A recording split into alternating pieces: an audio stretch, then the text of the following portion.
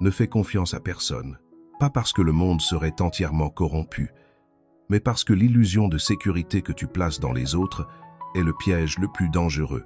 Depuis que tu es enfant, on t'a appris à tendre la main, à croire que la loyauté serait naturelle, que la sincérité serait la règle. Mais tu as vu les sourires se fissurer, les promesses se dissoudre et les regards changer quand ton absence de naïveté dérangeait. La vérité est plus dure. La plupart portent un masque, certains pour se protéger, d'autres pour manipuler. Les faux amis et les doubles faces ne se dévoilent pas par hasard. Ils testent tes failles, explorent tes faiblesses, puis les utilisent contre toi. Tu n'es pas né avec cette méfiance. On t'a façonné à douter de toi et à espérer des autres ce que tu devais d'abord trouver en toi-même. On t'a appris à te livrer pour être accepté, au lieu de bâtir ta force pour être respecté. Aujourd'hui, je vais te transmettre des principes stoïciens qui te permettront de rester solide, même au milieu de ceux qui te sourient pendant qu'ils aiguisent la lame. Des vérités qui t'aideront à naviguer dans ce monde sans perdre ton cœur, mais sans offrir ta gorge. Écris en commentaire. Aujourd'hui, je deviens imprenable. Like cette vidéo et abonne-toi pour ne plus jamais laisser le mensonge prendre racine dans ton esprit. Première leçon, ne fais pas l'erreur de croire que la trahison est rare. La trahison est la règle. La loyauté véritable, elle, est l'exception. Tu peux passer des années à bâtir une relation, à donner confiance, à croire que tes gestes et ta sincérité créeront un lien inaltérable.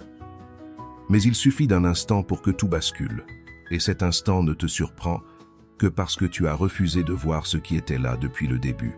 Marc Aurèle, stoïcien et empereur, commençait chaque matin en se préparant à croiser l'ingratitude, l'arrogance et la duplicité.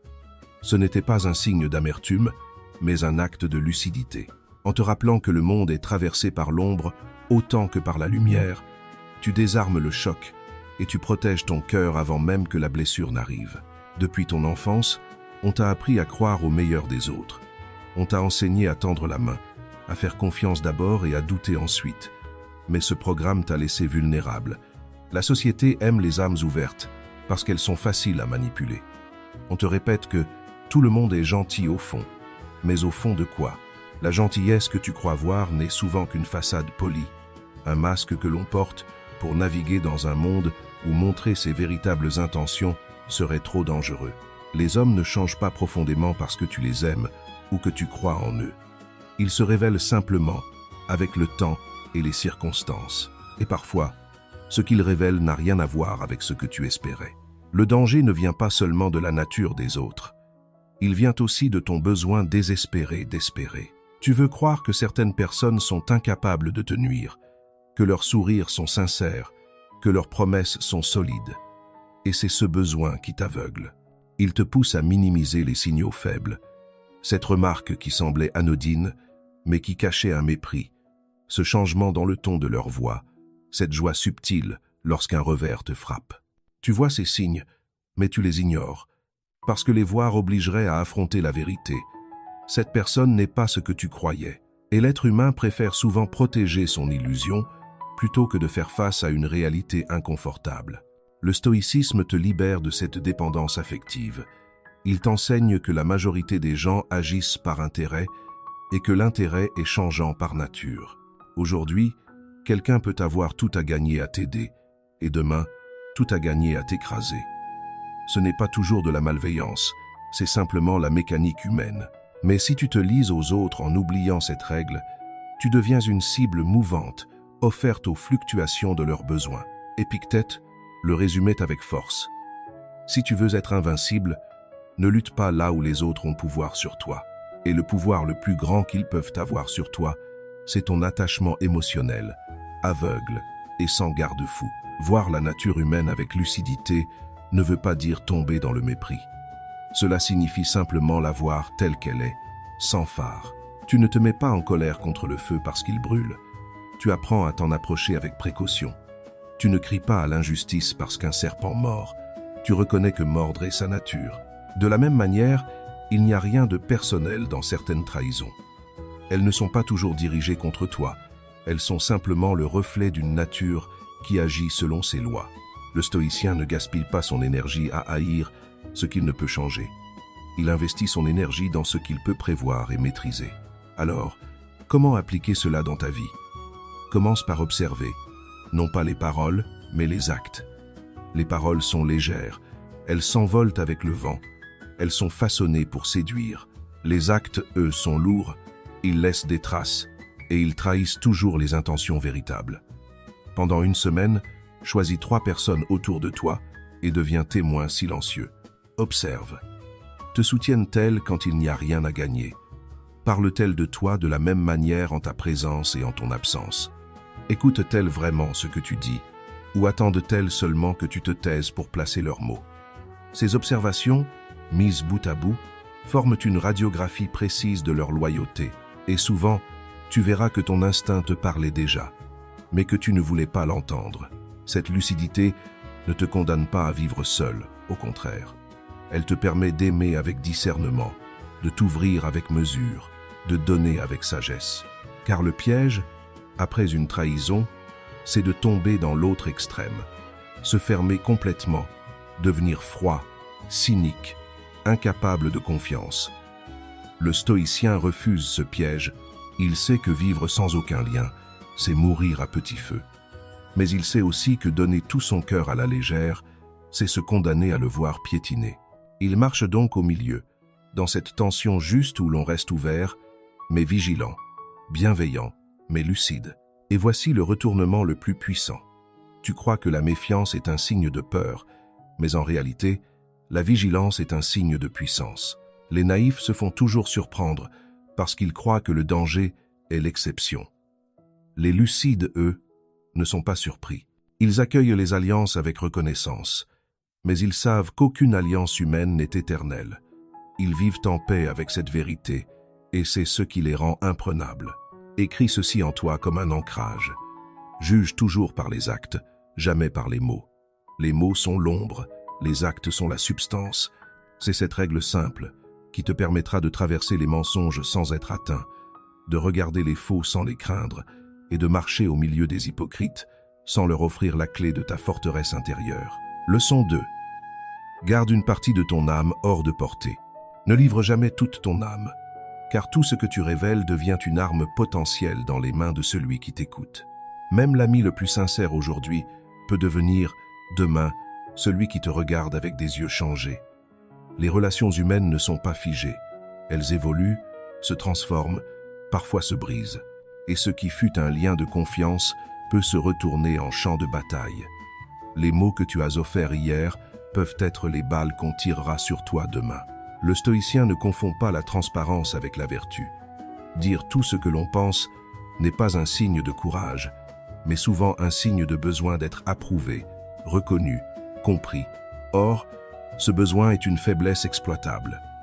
Sénèque écrivait « Parle comme à un ennemi potentiel », non pas parce qu'il faut voir des ennemis partout, mais parce qu'il faut se souvenir que la nature humaine est changeante, que les intérêts, les loyautés et les cœurs peuvent se retourner sous la pression des circonstances. Le monde aime les bavards, ceux qui exposent tout, qui ouvrent leur esprit comme un livre. Mais le monde ne les respecte pas. On les utilise, on les lit, puis on les jette. La parole donnée sans filtre est une monnaie qui se dévalue très vite. Le silence, en revanche, garde toujours sa valeur. Un mot retenu est un mot qui ne pourra pas être déformé. Une pensée gardée pour toi est une forteresse qu'aucun assaut ne peut franchir. Et pourtant, il y a en toi cette impulsion de dire, de partager, de te confier, cette envie de trouver quelqu'un qui te comprenne vraiment. Mais ce désir est souvent un piège. Les faux et les doubles faces savent se rendre indispensables. Ils t'écoutent avec une patience qui semble sincère, te posent les bonnes questions, te regardent avec un air d'intérêt. Et pendant que tu leur donnes ton histoire, tes projets, tes blessures, ils prennent mentalement des notes. Un jour, ils sauront s'en servir, pas forcément par méchanceté, mais par opportunisme. Le stoïcien vit autrement. Il sait que sa vie intérieure est son bien le plus précieux. Il ne l'offre pas au premier venu. Il choisit à qui il ouvre une porte, et même alors, il ne l'ouvre jamais en grand. Il montre un visage, mais il garde son cœur derrière un voile. Il partage ce qui est nécessaire, mais il conserve pour lui ce qui le définit vraiment. Il y a une liberté immense à ne pas tout dire. Celui qui ne révèle pas ses projets ne peut pas voir ses ambitions sabotées avant même d'exister. Celui qui ne confie pas ses blessures ne donne pas aux autres la possibilité d'y verser du sel. Celui qui garde une part de mystère ne peut pas être pleinement contrôlé. Et cette liberté, elle est rare, parce que la plupart des gens sont prisonniers de leur besoin de se raconter. Observe les puissants, pas ceux qui crient leur pouvoir, mais ceux qui l'exercent en silence. Leurs paroles sont pesées, mesurées, parfois rares. Ils savent que chaque mot est une pierre dans la construction ou la destruction de leur influence. Machiavel lui-même disait qu'un prince devait toujours en dire moins qu'il ne sait. Les sages, qu'ils soient stratèges ou philosophes, partagent cette discipline. Garder pour soi ce qui ne sert pas à être dit. Le silence n'est pas seulement une protection, il est une arme. Le silence déstabilise, car il force l'autre à remplir le vide avec ses propres suppositions. Et ces suppositions peuvent être plus protectrices pour toi que n'importe quelle justification. Celui qui se tait garde la maîtrise du récit. Celui qui parle trop donne le contrôle à l'autre. Mais ne te trompe pas. Garder pour toi ne veut pas dire te fermer à tout. Il ne s'agit pas de devenir froid ou distant, mais sélectif. Comme un jardinier qui choisit soigneusement quelles plantes exposer au soleil et lesquelles garder à l'abri. Certains pans de ta vie peuvent être partagés. Tes valeurs profondes, ton éthique, ta vision du monde. Mais tes doutes, tes projets précis, tes blessures intimes, ceux-là doivent rester dans un sanctuaire intérieur où personne ne peut entrer sans ton consentement absolu. Pour appliquer cela, entraîne-toi dès aujourd'hui à pratiquer le non-dit stratégique. La prochaine fois qu'on te demande quelque chose de personnel, observe ton impulsion à répondre. Puis, retiens-toi une seconde. Demande-toi, pourquoi cette personne veut-elle savoir? Que fera-t-elle de cette information? Est-ce que je suis prêt à ce que ces mots existent hors de ma bouche, indépendants de moi? Si la réponse n'est pas claire, ne dis rien. Et si tu dois parler, parle avec des contours flous. Garde le centre hors de portée, car ce que tu protèges, ce n'est pas seulement une information, c'est ton pouvoir. Une fois que tu livres ton monde intérieur, tu ne peux plus le reprendre. Et chaque mot mal placé est comme un fil tiré de ton tissu intérieur. Il ne se voit pas toujours tout de suite, mais un jour, il peut défaire l'ensemble. Apprends à te suffire à toi-même pour porter tes pensées. Trouve ta force dans ton dialogue intérieur. Les stoïciens méditaient non pour produire des discours, mais pour fortifier leur esprit, pour que, face au monde, ils ne dépendent pas de l'approbation ou de la compréhension d'autrui. Marc Aurèle, dans ses pensées pour moi-même, ne s'adressait pas aux autres. Il s'écrivait à lui-même, parce qu'il savait qu'il y a des vérités que seul ton propre cœur est capable de porter sans les déformer. Le monde ne te pardonnera pas tes faiblesses, même si tu les livres avec sincérité. Il s'en servira, parfois inconsciemment, pour te mettre en position d'infériorité. Si tu veux être inébranlable au milieu des faux et des doubles faces, il te faut apprendre à garder une zone inviolable en toi. C'est ce sanctuaire secret qui fera que, même si tout s'effondre autour de toi, il restera en toi un lieu où personne n'a accès et où ta lumière demeure intacte. Écris ceci en toi. Mon silence est ma forteresse. C'est la phrase qui te rappellera que chaque mot que tu retiens est une pierre de plus dans tes murailles intérieures. Et dans un monde où les masques sont nombreux, cette forteresse sera ton seul royaume sûr. Leçon 3. Ne cherche pas à être aimé de tous. Ne cherche pas à être aimé de tous, car c'est le chemin le plus court vers la perte de toi-même. Celui qui veut plaire à tout le monde finit par se déchirer en morceaux pour satisfaire des attentes contradictoires. Et au bout du compte, il n'appartient plus à personne, pas même à lui-même. Les hypocrites le savent, les doubles faces le savent. Ils te tendront le miroir déformant de leur approbation pour te faire danser selon leurs besoins. Ils t'applaudiront tant que tu joueras le rôle qu'ils t'ont assigné. Et le jour où tu t'écartes du script, ils tourneront le dos, ou, pire, ils t'écraseront pour que tu ne rappelles pas aux autres qu'il est possible de vivre autrement. Épictète l'a dit avec une clarté tranchante. Si tu veux plaire à tout le monde, sache que tu n'as rien de solide en toi, car la quête de plaire est une prison invisible. Donc, tu crois qu'elle t'ouvre des portes, mais en réalité, elle les referme sur toi. Chaque sourire que tu cherches à obtenir devient une chaîne, chaque compliment une laisse. Et plus tu avances dans cette dépendance, plus tu perds la liberté de parler, d'agir, de penser selon ta vérité. La vérité stoïcienne, c'est que ton intégrité vaut plus cher que ton image. Celui qui vit pour son image doit constamment la défendre, la polir, l'exposer. Et c'est là que les faux trouvent leur pouvoir. Ils n'ont pas besoin de t'attaquer directement. Il leur suffit de te retirer leur approbation pour que tu plies. Tu crois que tu perds un lien, mais en réalité, tu perds ton maître invisible et tu devrais t'en réjouir. Il y a en toi cette peur viscérale d'être rejeté. Elle vient de l'enfance, de ces moments où ton cœur fragile a compris que l'amour semblait conditionnel, que la chaleur qu'on te donnait pouvait se retirer si tu déplaisais. Depuis, tu t'es construit des réflexes de survie. Sourire quand tu voudrais parler, te taire quand tu voudrais protester, céder quand tu voudrais refuser. Mais ces réflexes ne sont plus ta protection, ils sont ta prison. Le stoïcien refuse cette servitude. Il vit avec l'idée qu'être détesté pour ce qu'il est vaut mieux que d'être aimé pour ce qu'il n'est pas. Cela ne veut pas dire qu'il recherche le conflit ou qu'il méprise l'amitié. Mais il sait que l'authenticité attire moins de monde que la flatterie et que c'est une bénédiction. Moins, il y a de masques autour de toi, plus tu respires. Ne pas chercher à plaire à tous, c'est aussi accepter la solitude comme un passage nécessaire. Cette solitude n'est pas un vide, mais un espace. L'espace où tu te retrouves face à toi-même, où tu redécouvres tes convictions sans le bruit des applaudissements. Et dans cet espace, tu apprends une vérité dure mais libératrice. Tout le monde ne t'aimera pas, et ce n'est pas grave. Regarde le ciel, le soleil éclaire tout le monde, bons et mauvais, justes et injustes.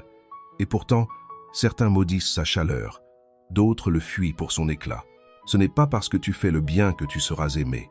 Ce n'est pas parce que tu es sincère que tu seras respecté. Le stoïcien n'agit pas en fonction de la réaction qu'il provoquera, mais en fonction de ce qui est juste selon sa raison et sa vertu. Les hypocrites n'ont aucun pouvoir sur celui qui n'a pas besoin d'eux pour exister. Leur arme principale, c'est la menace du rejet. Mais si tu ne redoutes plus le rejet, ils n'ont plus rien à t'offrir ni à t'enlever. Et là, tu deviens imprenable. Tu deviens un roc dans leur mer changeante. Tu n'as pas besoin d'hostilité ouverte pour gagner cette force.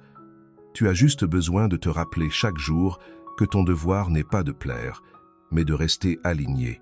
Pour appliquer cela, commence aujourd'hui par un geste simple mais puissant. Dis non. Pas pour être dur ou froid, mais pour te rappeler que ton oui a de la valeur et qu'il ne doit pas être donné à la légère. Refuse une demande qui viole tes principes, même si elle te coûte un sourire ou une approbation.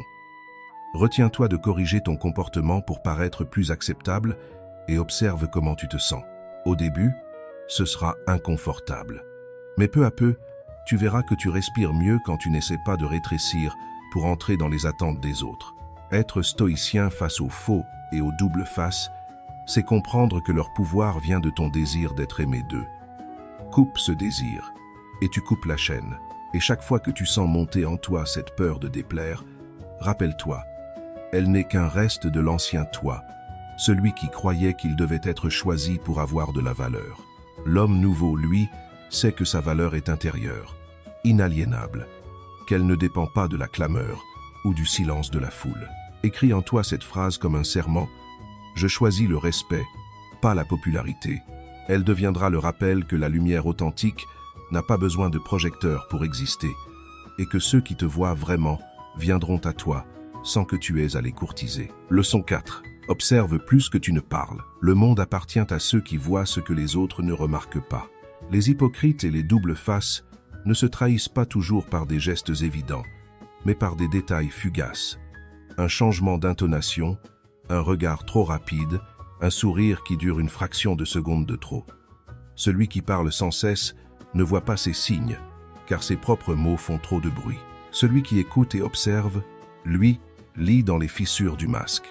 Marc Aurèle écrivait « L'homme sage ne se précipite pas à juger, mais il garde les yeux ouverts. » La vigilance stoïcienne n'est pas une méfiance maladive, c'est une lucidité active.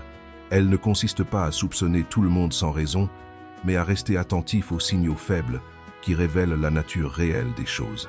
Dans un monde où la plupart courent après la distraction, où les conversations ne sont que des échanges d'ego, celui qui sait se taire et regarder acquiert un avantage invisible, mais décisif. Parler trop vite, c'est souvent donner à l'autre la carte de tes intentions. Les faux sauront s'en servir pour ajuster leur masque, pour dire ce que tu veux entendre, pour mimer les émotions qu'ils n'éprouvent pas.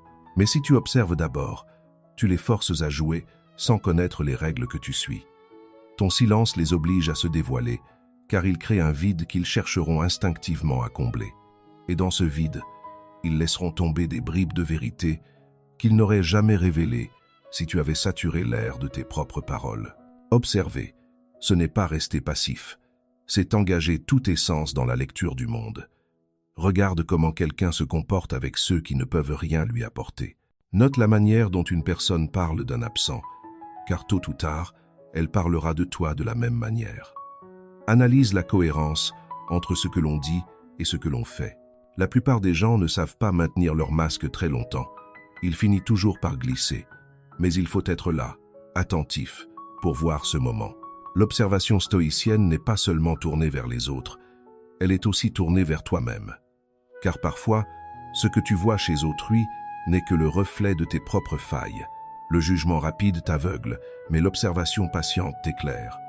Avant de conclure que quelqu'un est faux, demande-toi si tes attentes ne déforment pas ta perception. Le stoïcien observe sans se laisser emporter par ses préférences ou ses blessures. Et c'est ce qui rend son discernement fiable. Pour appliquer ce principe, entraîne-toi aujourd'hui à réduire ton temps de parole de moitié dans une discussion. Laisse l'autre combler le silence. Résiste à l'envie de remplir chaque pause.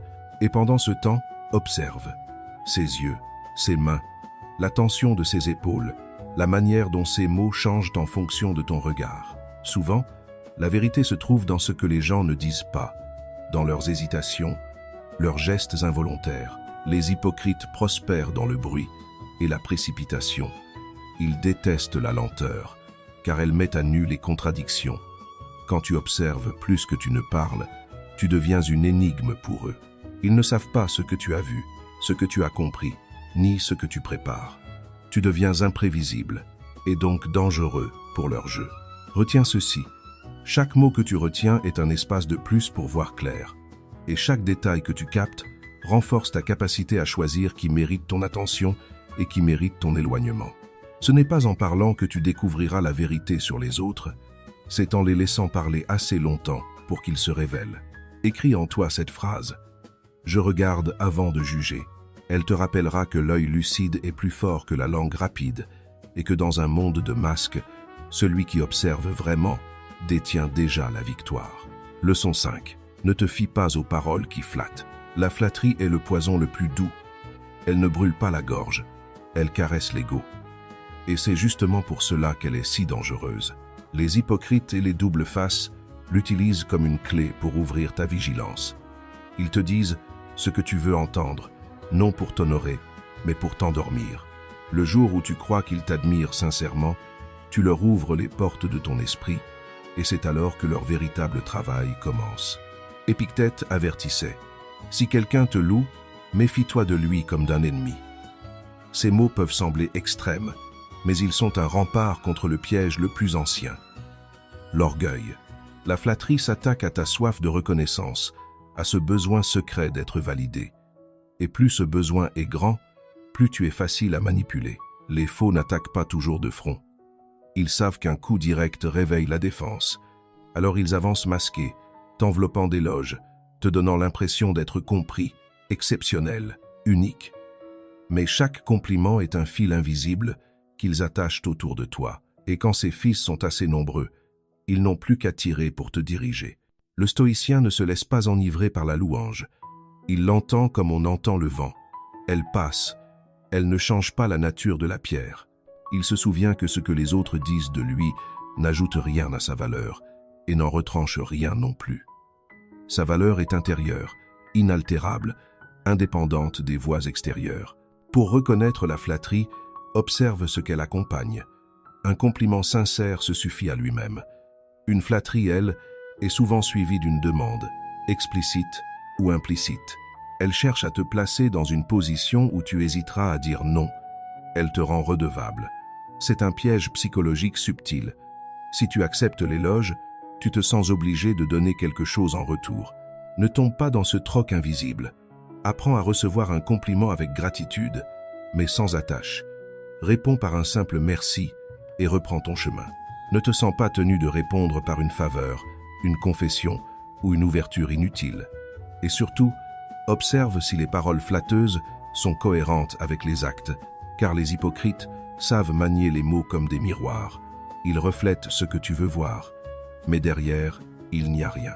L'un des signes les plus sûrs de la manipulation par flatterie, c'est l'excès. Quand les éloges sont disproportionnés, quand ils arrivent trop tôt dans la relation, quand ils s'accumulent comme un manteau étouffant, c'est rarement le signe d'une admiration pure. C'est une stratégie pour accélérer ta confiance, pour te faire baisser tes gardes avant que la personne ait fait ses preuves. Le stoïcien, lui, ne juge pas quelqu'un sur ce qu'il dit de toi, mais sur ce qu'il fait quand il n'a rien à gagner. Celui qui te loue aujourd'hui mais t'abandonne demain n'était qu'un acteur. Et chaque fois que tu cèdes à la flatterie, rappelle-toi que ce n'est pas ton cœur qu'ils veulent toucher, mais ta lucidité qu'ils veulent t'endormir. Fais l'exercice suivant. Repense aux 5 derniers compliments que tu as reçus. Analyse le contexte. Demande-toi, que voulait cette personne? Qu'a-t-elle fait ensuite? La flatterie, comme le miel, attire. Mais le miel attire aussi les mouches. Et toutes ne viennent pas pour ton bien. Écris en toi cette phrase. Je vaux plus que ce que les autres disent de moi. Elle sera ton bouclier invisible, te rappelant que les mots doux peuvent cacher des crocs, et que dans un monde de masques, le vrai respect se mesure en actes, pas en louanges. Leçon 6. Protège tes limites comme une frontière sacrée. Il y a en toi un territoire invisible. Ton temps, ton énergie, tes valeurs, tes rêves. Et ce territoire a des frontières. Chaque fois que tu laisses quelqu'un les franchir sans autorisation, tu affaiblis les murailles de ton royaume intérieur. Les hypocrites et les doubles faces savent repérer ces fissures. Ils ne forcent pas toujours la porte. Ils testent, doucement, avec un sourire ou une demande innocente. Et si tu cèdes une fois, ils reviennent. Encore et encore, jusqu'à ce que tu oublies où étaient tes limites. Le stoïcien sait que les frontières ne sont pas un luxe, mais une nécessité vitale. Sans elles, tu n'es plus un être souverain, mais un terrain ouvert où chacun peut entrer et prendre ce qu'il veut. Marc Aurèle l'exprimait autrement. Sois comme un promontoire contre lequel la vague vient se briser. La vague, ce sont les pressions extérieures, les exigences, les manipulations. Le promontoire, ce sont tes limites. Elles ne s'excusent pas. Elles tiennent. La manipulation commence souvent par de petites incursions. Quelqu'un te demande un service qui te met mal à l'aise, mais tu acceptes pour éviter un conflit. Quelqu'un envahit ton espace personnel, mais tu souris par politesse. Chaque concession injustifiée est une carte que tu donnes à l'autre pour naviguer plus loin dans ton territoire. Et un jour, tu te réveilles en constatant que tu vis selon les règles des autres, pas les tiennes. Protéger tes limites exige du courage. Le courage de déplaire, le courage de dire non, même si ta voix tremble. Les faux et les doubles faces détestent les gens qui savent dire non, car ils ne peuvent pas les contrôler. Ton refus est une barrière claire. Il dit que ton respect de toi-même est plus fort que leur approbation. Mais protéger tes limites, ce n'est pas seulement repousser les intrusions. C'est aussi savoir ce que tu veux protéger. Beaucoup se laissent envahir parce qu'ils n'ont jamais pris le temps de définir leurs frontières. Qu'est-ce qui est acceptable pour toi? Qu'est-ce qui ne l'est pas? Où se trouve la ligne que personne ne doit franchir? Tant que tu ne peux pas répondre clairement, les autres inventeront la réponse pour toi. Les hypocrites aiment la confusion. Ils prospèrent là où les règles ne sont pas claires. Si tes limites changent selon l'humeur ou la personne, elles ne sont pas des limites, mais des suggestions. Et les suggestions n'arrêtent personne. Les frontières doivent être fixes, visibles et appliquées avec constance. Sans cela, elles ne servent à rien. Le stoïcien ne protège pas ses limites par peur, mais par respect de lui-même. Il sait que dire oui à tout, c'est se dire non à soi. Il comprend que chaque minute donnée à la mauvaise personne est une minute volée à ce qui compte vraiment. Il voit son temps et son énergie comme des ressources sacrées, et il n'en fait pas l'aumône à ceux qui ne les honorent pas. Pour appliquer ce principe, Commence aujourd'hui par un inventaire. Écris 3 situations récentes où tu as dit « oui » alors que tu voulais dire « non ». Demande-toi pourquoi tu as cédé. Était-ce pour éviter un malaise? Pour ne pas perdre l'affection de quelqu'un? Pour échapper à un jugement? Puis, décide d'une règle claire pour la prochaine fois que la même situation se présentera. Et tiens-toi-y, quoi qu'il arrive. Sache que chaque fois que tu affirmes tes limites, tu forces les hypocrites à révéler leur vrai visage. Ceux qui respectent ton nom sont dignes de ta confiance. Ceux qui s'en offusquent ne cherchaient pas une relation, mais un avantage. Et les perdre n'est pas une perte, mais un gain de liberté. Écris en toi cette phrase. Mon territoire n'est pas à vendre. Elle deviendra ton rempart silencieux, rappelant que tes murs ne sont pas faits pour enfermer ta lumière, mais pour la protéger des mains qui ne savent pas la porter. Leçon 7. Maîtrise tes réactions, car elles révèlent ta force ou ta faiblesse. Dans un monde rempli de faux et de double face, ce n'est pas toujours l'attaque qui te trahit, mais ta réaction. Celui qui veut te manipuler ne se contente pas de t'observer. Il te provoque, il teste tes limites, il cherche la fissure dans ton contrôle. Un mot blessant, une allusion subtile, une provocation déguisée.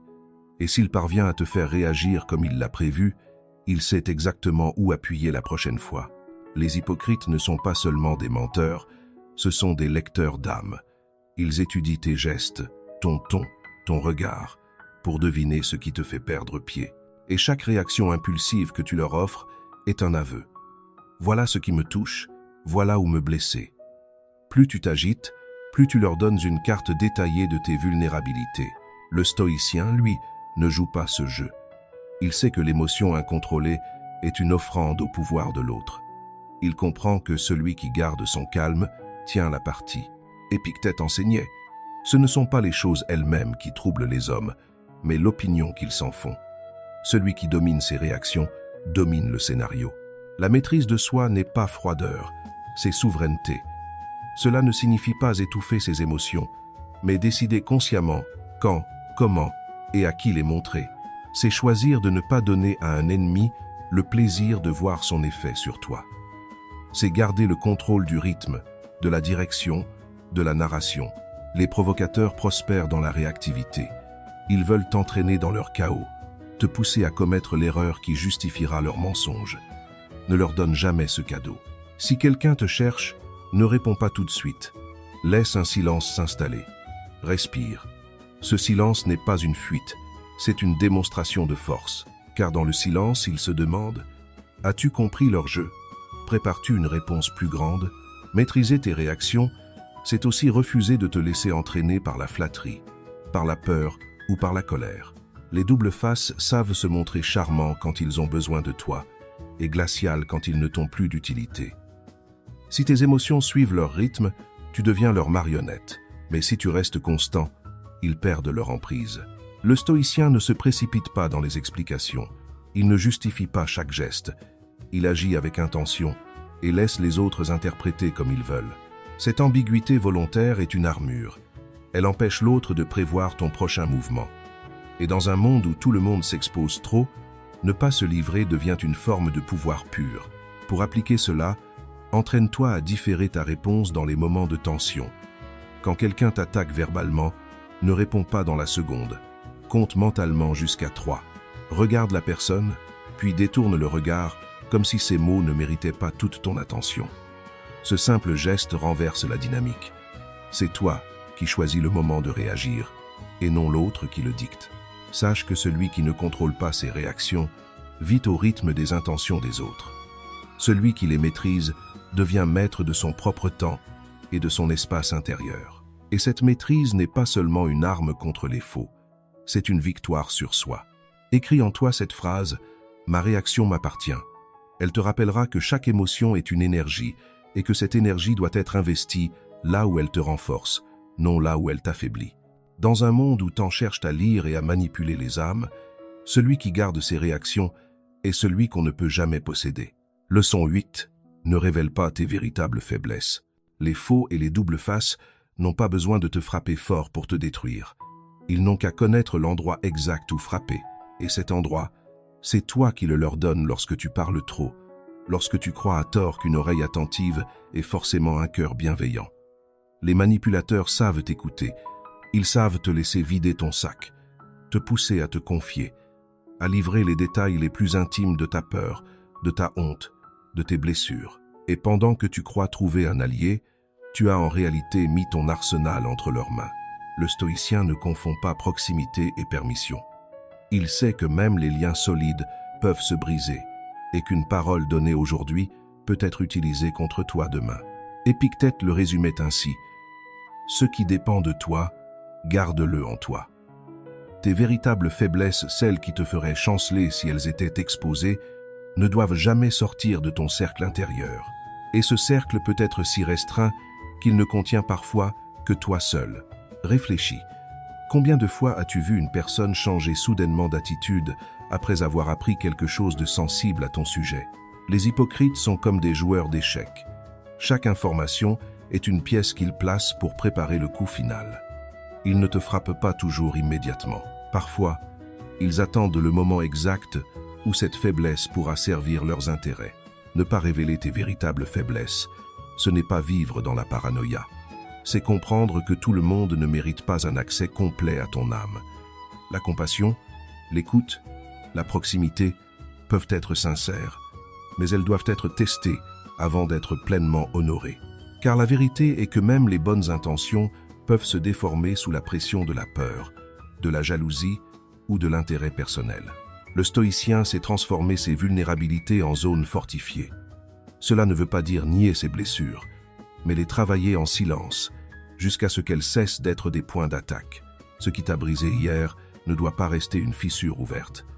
C'est une pierre que tu dois replacer dans tes fondations, de sorte qu'elle te rende plus solide et non plus fragile.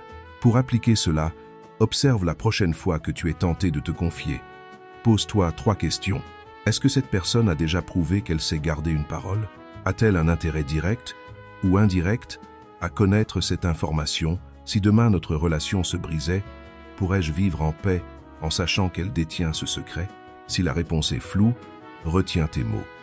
Parle de manière générale, garde les détails essentiels pour toi. L'art de la conversation stratégique consiste à sembler ouvert tout en restant fermé sur l'essentiel. On peut partager des anecdotes, des réflexions, même des opinions, mais pas les clés de ta forteresse. Les faux et les doubles faces détestent ceux qui ne livrent pas leurs points faibles, car ils ne peuvent pas construire de stratégie contre eux. Ils peuvent deviner, supposer, inventer, mais ils savent que sans certitude, leur coup risque d'être inefficace. Et plus ils se heurtent à ce mur invisible, plus ils comprennent que tu es imprenable. Écris en toi cette phrase: « Mes failles ne sont pas publiques ». Qu'elles deviennent ton garde-fou, te rappelant que chaque faiblesse gardée secrète est une arme de moins contre toi, et que dans un monde où les sourires cachent parfois des crocs, celui qui préserve ses vulnérabilités conserve sa souveraineté. Leçon 9. Maîtrise l'art du détachement stratégique. Les faux et les doubles faces prospèrent sur un terrain fertile. Ton attachement émotionnel, plus tu es attaché à une personne, à une relation, à une opinion qu'ils contrôlent, plus ils ont d'influence sur toi. Le détachement stratégique n'est pas un manque d'amour ou d'intérêt. C'est la capacité de te retirer intérieurement quand tu sens que l'autre cherche à te posséder. C'est rester maître de toi, même au milieu de ceux qui veulent t'enchaîner par les liens invisibles de la dépendance affective. Le stoïcien sait que tout ce qui existe dans le monde est éphémère. Les alliances, les amitiés, les promesses, tout peut se transformer. Marc Aurèle le répétait: « Tout ce que tu aimes un jour te sera arraché, non pour te rendre amer, mais pour te préparer. Car celui qui s'accroche avec désespoir à ce qui peut disparaître se condamne à la souffrance et surtout devient vulnérable aux manipulations de ceux qui peuvent menacer de le lui enlever. » Les hypocrites ont compris ce mécanisme. Ils se placent au centre de ceux que tu désires le plus. Reconnaissance, affection, validation, accès à certaines opportunités.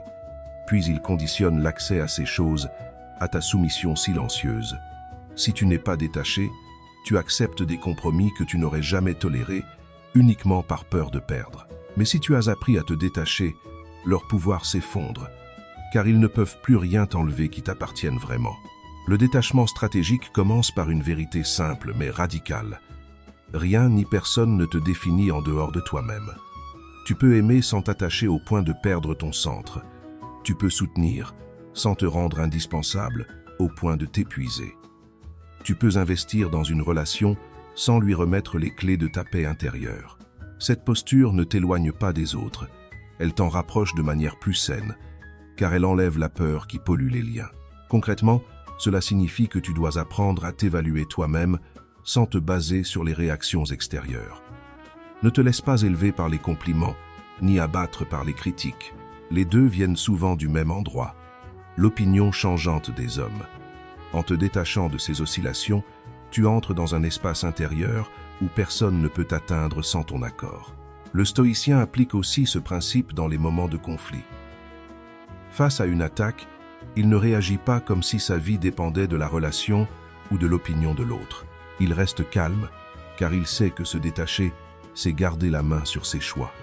Les provocateurs veulent t'entraîner dans l'urgence émotionnelle, car c'est là que tu fais des erreurs. Mais si tu es détaché, tu choisis le moment et la manière de répondre, ou même de ne pas répondre du tout. Pour t'exercer, pense aujourd'hui à une personne ou une situation à laquelle tu es attaché au point de te sentir vulnérable. Puis demande-toi, si cela disparaissait demain, qui serais-je? Qu'est-ce qui resterait intact en moi? Cette réflexion peut te sembler dure, mais elle est libératrice. Elle t'apprend que ton centre ne doit pas se trouver hors de toi. Les doubles faces ne peuvent rien contre un esprit libre de l'attachement excessif. Ils peuvent essayer de te séduire, de te manipuler, de te menacer. Mais si tu n'es pas lié à eux par la peur de perdre, tu leur es imprenable. Tu peux choisir de rester ou de partir sans trembler. Et c'est là ta véritable puissance. Écris en toi cette phrase « Rien d'extérieur ne m'appartient vraiment ». Elle deviendra le rappel que ton vrai pouvoir réside dans ce que tu peux conserver, même quand tout est enlevé, et que dans un monde d'illusions, le détachement est l'arme ultime contre la possession des âmes. Leçon 10. Reste imprévisible pour déjouer leurs plans. Les faux et les doubles faces ont besoin de te lire pour te contrôler. Est pinovest foblitu pro, est pro foblitu proi. Leur stratégie repose sur ta prévisibilité. Savoir ce que tu feras, comment tu réagiras, quelles décisions tu prendras face à un certain type de pression. Plus tes comportements sont prévisibles, plus il leur est facile d'anticiper et de manipuler tes choix. Si tu veux te protéger, tu dois apprendre à devenir une énigme. Le stoïcien ne se laisse pas enfermer dans un schéma visible. Il n'agit pas toujours selon les attentes de l'autre. Parfois il avance, parfois il recule, parfois il reste immobile, alors qu'on l'attend en mouvement. Cette capacité à surprendre ne vient pas d'un esprit capricieux, mais d'une maîtrise profonde. Il agit par choix, non par habitude ou par réflexe. Marc Aurèle écrivait « L'homme libre est celui qui agit selon la raison, non selon l'impulsion. » Et cette liberté d'action est ce qui déstabilise ceux qui cherchent à le contrôler. Les manipulateurs ont un besoin vital de routine émotionnelle chez leur proie. Ils veulent que tu sois prévisible dans ta colère, dans ta joie, dans ta manière de donner ou de refuser. Ainsi, ils savent exactement quand appuyer sur tel bouton pour obtenir tel résultat. Mais si, un jour, ils trouvent ce bouton inactif ou qu'il produit un effet inattendu, c'est tout leur plan qui s'effondre. Rester imprévisible ne veut pas dire être incohérent ou instable. Cela signifie casser les automatismes que les autres ont appris à exploiter. Si l'on sait que tu dis toujours oui, apprends à dire non. Si l'on sait que tu réagis immédiatement à une provocation, apprends à rester silencieux. Si l'on sait que tu dévoiles toujours tes projets, garde-les pour toi jusqu'au dernier moment. L'imprévisibilité est aussi un outil psychologique puissant. Elle oblige les autres à rester prudents avec toi, car ils ne peuvent pas anticiper ta réponse. Les hypocrites n'aiment pas ce terrain glissant. Ils préfèrent les personnes qui réagissent selon des règles fixes, car cela leur donne un sentiment de contrôle. En brisant ce contrôle, tu les mets sur la défensive. Le stoïcien utilise l'imprévisibilité avec mesure. Ce n'est pas un jeu pour manipuler, mais une tactique pour protéger son intégrité. Il sait que, dans un monde où l'information est pouvoir, garder le mystère sur ses prochains gestes est une forme de sécurité. Il n'annonce pas ses limites, il les montre. Il ne prévient pas de ses retraits. Il s'éloigne quand il le décide. Pour t'exercer, choisis aujourd'hui une situation où l'on attend de toi une réponse prévisible. Puis, change ton approche. Si l'on attend ton aide immédiate, prends le temps de réfléchir avant de répondre. Si l'on attend une justification, contente-toi d'un simple « ce n'est pas nécessaire d'en parler ». Peu à peu, tu verras que ce brouillard autour de tes intentions rend plus difficile toute tentative de manipulation. Retiens ceci. Dans un jeu où l'on veut te lire comme un livre ouvert, deviens un texte aux pages blanches entre les chapitres. Laisse les autres se demander ce que tu penses, où tu iras, ce que tu décideras, car celui qu'on ne peut pas anticiper est celui qu'on ne peut pas diriger. Écris en toi cette phrase. On ne me lit pas, on me devine. Elle te rappellera que dans un monde d'observateurs, le mystère est ta cuirasse et que chaque geste imprévisible est une pierre de plus dans la forteresse de ta liberté. Leçon 11. Fais de ton indifférence une arme. Les faux et les doubles faces se nourrissent de ton énergie émotionnelle. Leur jeu n'a de sens que si tu y participes, que si tu réagis à leurs provocations, à leurs manipulations, à leur silence calculé. Ils veulent te voir courir après leur approbation ou t'épuiser à défendre ta position. L'indifférence, pour eux, est un désert. Aucun écho à leurs manœuvres, aucune nourriture pour leur ego. C'est la stratégie qui les rend impuissants. Le stoïcien ne confond pas l'indifférence avec la froideur du cœur. Il ne s'agit pas de ne rien ressentir, mais de ne pas laisser ces sentiments guider tes décisions face à ceux qui ne méritent pas ton investissement. Marc Aurèle l'avait compris. Tu as pouvoir sur ton esprit, pas sur les événements extérieurs. Cette vérité est le socle de l'indifférence armée. Elle te rappelle que tu peux observer sans absorber, entendre sans croire, voir sans t'engager. L'indifférence est un mur invisible. L'hypocrite peut frapper, insister, tenter de t'entraîner dans un conflit ou un échange émotionnel. Mais s'il se heurte à un visage calme, à un silence solide, il se fatigue plus vite que toi. Ce n'est pas toi qui es pris dans son jeu. C'est lui qui se perd dans un combat où il n'a pas de prise. Mais pour que l'indifférence soit une arme, elle doit être stratégique, non feinte. Faire semblant d'être indifférent alors que tu brûles intérieurement ne trompe personne.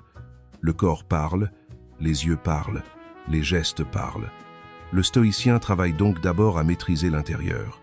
Il apprend à se détacher du besoin de gagner chaque échange, de convaincre, de prouver qu'il a raison. Il sait que face au faux, l'argumentation est inutile. Il ne cherche pas la vérité, seulement la victoire. Et leur refuser cette victoire, c'est leur refuser ton énergie. Concrètement, l'indifférence armée consiste à réduire à zéro ton investissement émotionnel, là où il n'y a pas de retour sain. Tu ne cours pas après ceux qui partent, tu ne cherches pas à corriger les fausses images qu'ils propagent, tu ne tombes pas dans leur piège de justification. Tu marches droit, comme si leurs gestes n'avaient pas de poids sur ta trajectoire. Ce n'est pas de l'orgueil, c'est de la survie stratégique. Pour t'entraîner, la prochaine fois qu'un faux ou un double face tente de te provoquer, résiste à la tentation de répondre sur le moment. Observe son insistance. Plus il insiste, plus tu verras sa dépendance à ta réaction. Et chaque fois que tu restes calme, tu reprends un peu plus du pouvoir qu'il essayait de prendre sur toi. L'indifférence a un autre effet. Elle clarifie ton cercle. Ceux qui te respectent réellement ne se vexent pas si tu choisis de ne pas réagir à tout. Ils comprennent que ton silence est un choix, pas une punition. Les autres, ceux qui s'énervent ou disparaissent quand tu ne te plies pas à leur jeu, se révèlent pour ce qu'ils sont. Des consommateurs d'énergie, pas des alliés. Retiens ceci, tu n'es pas obligé de répondre à tout. Parfois, le plus grand acte de force est de ne rien faire, de ne rien dire, de continuer ta route comme si l'attaque n'avait jamais existé. Les faux et les doubles faces détestent ce vide, car il leur renvoie leur propre insignifiance. Écris en toi cette phrase. Mon énergie est sacrée. Elle te rappellera que chaque fois que tu choisis l'indifférence là où la réaction était attendue, tu gagnes du terrain. Et dans un monde où tant cherche à te contrôler par l'émotion, celui qui reste inébranlable devient intouchable. Leçon 12. Ne laisse personne définir ta vérité. Le plus grand pouvoir que les faux et les doubles faces puissent prendre sur toi n'est pas matériel. Ce n'est pas ton argent, ton temps, ni même ton énergie, c'est ta vérité. Le jour où tu acceptes de voir le monde à travers leurs yeux, le jour où tu leur laisses décider qui tu es, ce que tu vaux et ce que tu dois penser, ils t'ont déjà vaincu. Ce n'est plus toi qui vis, c'est l'image qu'ils ont façonnée de toi qui prend ta place. Le stoïcien refuse cette prise. Il sait que la perception des autres est instable, changeante, soumise à leurs humeurs, à leurs intérêts, à leurs propres illusions. Il sait aussi que celui qui vit en quête d'être compris ou validé est déjà enchaîné. Épictète l'exprimait avec une force tranquille. Si tu veux progresser, contente-toi d'être ignoré ou pris pour un imbécile. Car ta vérité n'a pas besoin d'être crue pour être vraie. Les doubles faces travaillent toujours à remodeler ta perception. Ils peuvent te flatter pour que tu t'alignes sur leurs attentes, ou te rabaisser pour t'affaiblir et te rendre docile. Dans les deux cas, le but est le même, t'éloigner de ton centre, pour que tu dépendes d'eux pour savoir qui tu es. Plus tu t'appuies sur leur validation ou leur rejet pour te définir, plus tu leur offres la clé de ton identité. Refuser qu'on définisse ta vérité, c'est accepter que tout le monde n'ait pas la même lecture de toi et que ce n'est pas ton problème. Tu peux être mal compris, critiqué, déformé et continuer à marcher droit. Car ta boussole ne se trouve pas dans les voies extérieures, mais dans ta propre conscience. Cela ne signifie pas ignorer tout conseil ou toute critique, mais filtrer chaque parole à travers le prisme de tes valeurs. Concrètement, cela implique de t'interroger chaque fois que quelqu'un te colle une étiquette. Est-ce que cette vision de moi est juste selon mes propres principes? Si la réponse est non, alors cette étiquette n'existe pas pour toi, même si elle se répand dans la bouche des autres. Tu ne combats pas chaque mensonge par des mots parfois. Le simple fait de vivre ta vérité avec constance est la réponse la plus forte. Les faux détestent ceux qui se tiennent droit dans leur vérité, car ils ne peuvent pas les manipuler par la honte ni par l'orgueil. Ils ne peuvent pas les pousser à se trahir eux-mêmes pour correspondre à une image imposée. C'est pourquoi ils tenteront de te faire douter subtilement. Un commentaire ironique, un silence prolongé, un regard qui suggère que tu n'es pas assez. Mais si ta vérité est en toi comme un roc, ces tentatives glissent comme l'eau sur la pierre. Pour renforcer ce roc, écris noir sur blanc tes valeurs fondamentales, celles qui ne dépendent ni du regard des autres, ni des circonstances. Puis, engage-toi à agir en accord avec elles, même si cela te coûte l'approbation, la compréhension ou l'admiration de certains. Plus tu vivras selon ces valeurs, plus leur jugement aura peu d'importance, car il ne pourra pas ébranler ce que tu sais déjà être juste. Retiens ceci, le monde peut se tromper sur toi. Il peut t'accuser de ce que tu n'es pas, ou ignorer ce que tu es vraiment. Mais il ne peut pas te voler ta vérité, à moins que tu la lui donnes.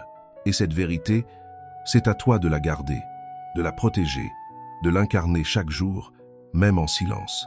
Écris en toi cette phrase. Ma vérité m'appartient. Elle sera ton encre, te rappelant que personne n'a le droit de te définir à ta place, et que dans un monde d'opinions changeantes, rester fidèle à soi-même est l'acte le plus révolutionnaire. Leçon 13. Fais de ta solitude un royaume. Les faux et les doubles faces détestent ceux qui peuvent marcher seuls, car la solitude est leur plus grand échec. Elle signifie qu'ils n'ont pas réussi à te rendre dépendant. Ils savent que celui qui a peur d'être seul acceptera presque tout pour éviter ce vide. Il pliera, il fera des compromis, il tolérera l'inacceptable, juste pour ne pas affronter le silence. Mais si tu transformes ce silence en force, ils perdent leur arme la plus puissante. Le stoïcien ne fuit pas la solitude, il l'embrasse, car il sait qu'elle est l'espace où se construit la souveraineté intérieure. Dans la solitude, tu n'as pas besoin de feindre, pas besoin de porter de masque, pas besoin de jouer un rôle. C'est là que tu peux entendre ta voix réelle, loin des murmures manipulateurs et des regards calculateurs. Marc Aurèle méditait souvent seul, non pas par rejet du monde, mais pour revenir à lui-même, intact, pur, clair. Les hypocrites veulent t'entourer pour mieux t'influencer. Ils créent une présence constante, une dépendance subtile à leur validation, à leur attention, à leur compagnie. Ils veulent que ton confort dépende de leur proximité. Mais si tu sais être bien seul, tu deviens insaisissable.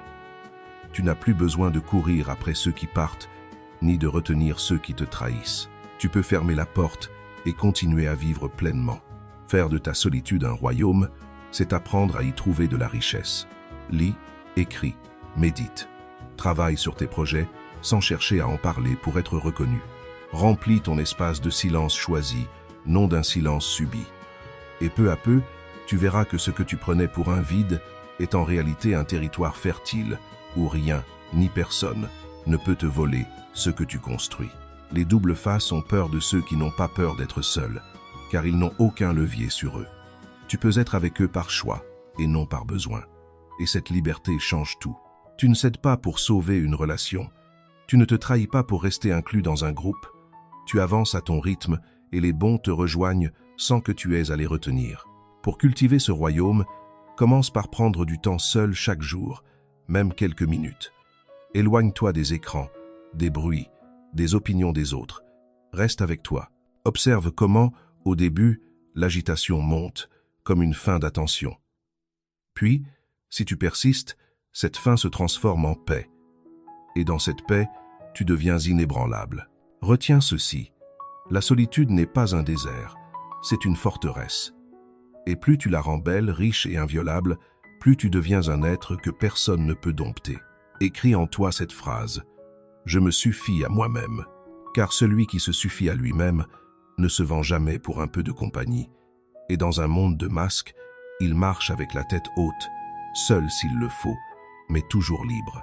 Leçon 14. Choisis tes batailles, abandonne le reste. Les faux et les doubles faces veulent t'épuiser. Leur arme favorite n'est pas toujours l'attaque frontale, mais l'accumulation de petites provocations, de conflits inutiles, de débats sans fin. Ils savent que si tu disperses ton énergie à répondre à tout et à tous, il ne te restera plus rien pour avancer sur ce qui compte vraiment. Leurs pièges ne sont pas toujours visibles. Parfois, ce sont des conversations qui tournent en rond, des accusations voilées ou des tensions qu'ils entretiennent juste assez pour te garder occupé. Le stoïcien comprend que toute bataille a un coût et que chaque réaction est un investissement. Marc Aurèle écrivait « Tu n'as pas à avoir une opinion sur tout ». Cette phrase est une libération. Elle signifie que tu peux choisir où mettre ton énergie et surtout où ne pas la mettre. Chaque fois que tu refuses d'entrer dans un conflit inutile, tu gardes ton pouvoir. Les hypocrites haïssent cette sélection stratégique. Ils veulent t'attirer dans leur théâtre, car dans leur théâtre, ils tiennent le script.